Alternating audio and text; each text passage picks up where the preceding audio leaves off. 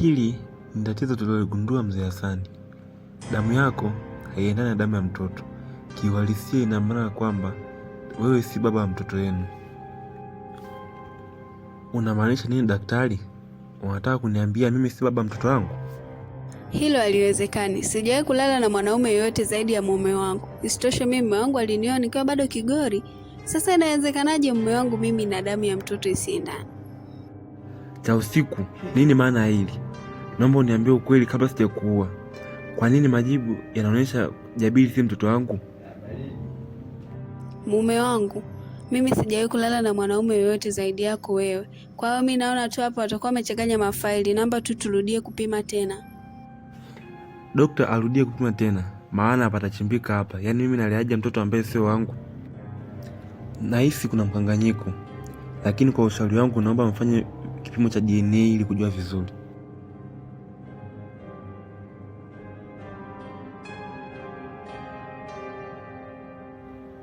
Bwana Hasani, huo ndo ukweli. Jabiri si mtoto wako.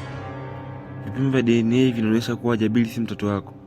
Ila kama hujaridhishwa na majibu yetu, unaweza kujaribu hospitali nyingine. Mume wangu Hassan, mimi ninachojua Jabiri ni mtoto wetu. Mimi naona tu tuhame hospitali twende tukapime tena. Hii hospitali naona tu inanichanganya. Yaani hata ushenzi mwanamke. Tukitoka hapa kila mtu afuate njia yake na kupa talaka mbele ya daktari. Nakwambia hivi, wewe kakae chini na huyo mtu uliyelala naye hadi akupa mimba. Unataka kuongea na mimi nini mwanamke mshenzi wewe usiye na fadhila? Zindu na sikutarajia kukukuta hapa jamani, za siku nyingi. Cha usiku shoga yangu. Hata mimi sijatarajia kukuona hapa. Karibu mwaya, nimeajiliwa hapa mwenzako. Karibu kwenye hospitali yetu. Aise ungekuwa na ndaya hata singekuaje. Kweli usitende ubaya kwa mtu mwe. Jamani Zindu na uwezi kuamini. Nimeambiwa kuna wataalamu wa saikolojia hapa hospitalini. Kumbe na wewe shoga yangu upo. Yaani naamini kabisa jambo langu litaenda kutatulika. Yaani shoga yangu cha usiku, hata usijari hapa umefika. Mimi ndo Zindu Zinduna. Karibu shoga yangu upate ushauri na saa. Baba, mbona siku hizi unifurahii kama zamani? Mimi naumwa uniletea hata matunda, hata ukiniona unifurahii na kusalimia utaki hata kuitikia.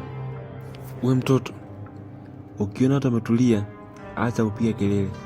Hivi wewe una baba kama mimi? Nakwambia hivi, kuanzia leo usiniite tena baba wala usiniamkie. Nisije kufanya kitu kibaya. Shoga yangu, kweli yani makubwa madogo yana unafuu. Kama mambo yenyewe ndo haya, kweli ni mazito. Kwa hiyo na wewe uelewi imekuaje? Na hujawahi kulala na mwanaume mwingine na umekuta una mimba na mtoto sio wa mume wako. Mimi hapa na shauri tu tufanye kipimo kingine. Ndio hivyo shoga yangu, yani mambo yenyewe ndio yamekuwa mabaya kama hivyo. Hapa penyewe nimekuja kufanya kipimo kingine maana mume wangu ni anamchukia mtoto bara. Hebu ngoja niongee na mtaalamu tuone tunafanyaje kuhusu hilo swala lako. Jabir, niko hapa shangazi yako. Niko hapa tumsubiri huyo babako anayedai wewe sio mtoto wake. Ama ndio ameanza huo ushenzi wake. Shangazi, yani ndio hivyo. Baba amenikataa na amesema nisimwite tena baba. La sivyo ataniadhibu.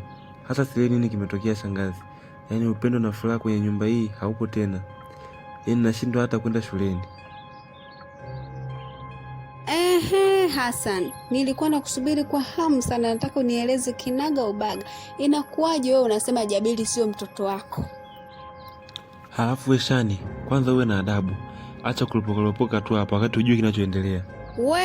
Wewe, usilete hizo janja zako hapa. Sisi hata hatukuelewi.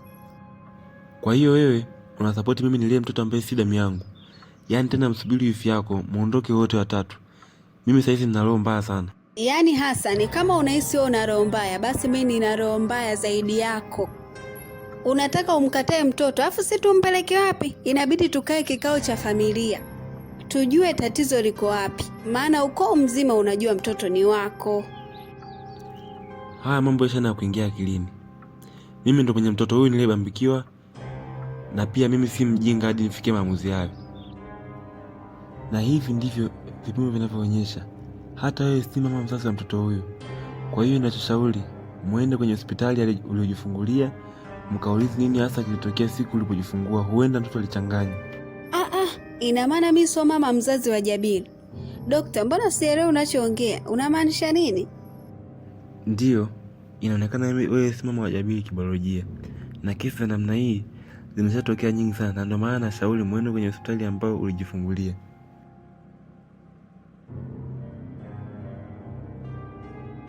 Nashukuru kama umetukumbuka. Naomba niambie, miaka 10 iliyopita siku mke wangu anajifungua tarehe 12 mwezi wa 9, kilitokea nini kwenye hospitali hii? Siku mbaya sana hii. Yaani imeanza na vituko. Eti bwana mkubwa anataka kupiga simu polisi. Unamaanisha nini?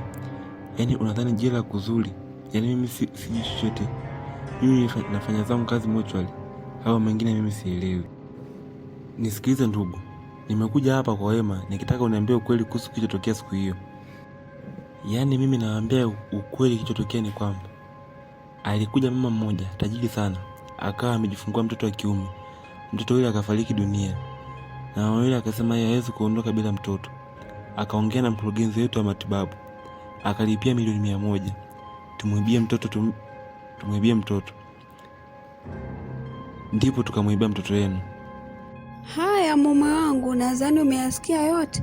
Leo umeshaujua ukweli wote, yale maneno yako ya kunitukana au sijui nini. Haya sasa, leo umeujua ukweli wote. Sasa hapa cha kufanya inabidi tu tutafute njia ya kumtafuta huyo mtoto wetu Harisi. Nisamehe sana mke wangu, jambo lilikuwa gumu sana, lakini sasa tumpata pa kuanzia. Na huyo bwana lazima atajua mama walimuuzia mtoto anapatikana wapi, na pia tumtafute mama wake Jabiri ili ikiwezekana tumkabidhi kwa wazazi wake. Muongea point sana bwana mkubwa.